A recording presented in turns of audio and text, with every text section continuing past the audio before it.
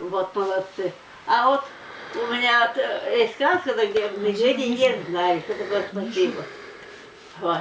Одна бабушка в маленькой деревне жила, там немного народу жили. Она стряпала пельмени. И говорит, сейчас весь поселок, всю деревню накормлю пельменями.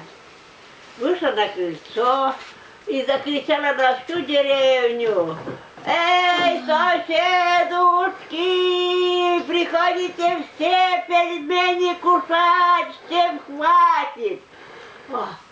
А все и слыхали. И даже слыхали два медведя, которые недалеко в лесочке, от небольшого лесочка гуляли. Мишка, сыночек, и медведиша мама. Мишка говорит: «Мамка, идем пельмени кушать, всех зовут пельмени кушать». А медведиша мама говорит: «Да я тоже люблю пельмени, пойдем». И пошли они к этой деревне, к этой бабушке. Ничего не стучали, ничего, открывают двери, заходят, а там все уже соседи пришли, за столом сидят, а бабушка им пельмени подает в тарелочке. Как увидели медведей, испугались все. И кто в дверь проскочил, кто в окно прыгнул от страха. Только одна бабушка, хозяйка, и от испуга сидит около печки и молчит. Она, вот. А медведи подошли к столу, все тарелки вырезали, выхлебали, все пельмени съели, животики погладили и пошли к дверям. А тут бабушка и говорит: «А где же ваше спасибо?» Медведи посмотрели друг на друга. О, ей ничего не сказали, пошли дальше. А когда пришли они в свой лесочек,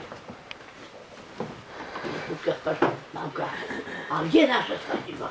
Куда мы его потеряли?» Мамка говорит: «Не знаю, дай искать». И они давай искать спасибо. Вот поднимают травки, кочки, ищут везде, спасибо нигде не валяется. Нет. Что А вы же видите это спасибо, нет? Нет, его надо говорить, потому что... Во, правильно. Вот. А потом идет, давай, говорит, спросим, он говорит, это волк идет, давай спросим, может, он знает, где у нас спасибо. Эй, волк, братец! А что? Говорит: «Ты, говорит, спасибо наше не видал?» Волк ничего не сказал, вот так взял лапой, покрутил вокруг висков, ничего не сказал и ушел дальше. О, что ты, говорит, какой волк некультурный. Взял виской, покрутил лапой и ничего не сказал. Давай он там, вон, видишь, девочка на полянке, смотришь, какая у нее вот костичка, видишь, как одна костичка заплелась, ничего нету, а другая с бантиком. Пойдем спросим у нее. Подошли: «Девочка, ты наше спасибо не видал?» А девочка говорит: «Да, это, говорит, спасибо-то не видно». А я говорю: «Слово хорошее надо сказать. Это такое хорошее слово, что надо всем говорить спасибо, которые тебе что-нибудь делают». Хороший. Хорошее, да. Или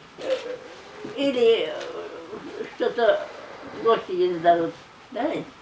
Всем надо говорить. Это слово хорошее. А вы, Можно говорить спасибо. вы, наверное, не сказали кому-то спасибо. Да, вы это не умеем сказать.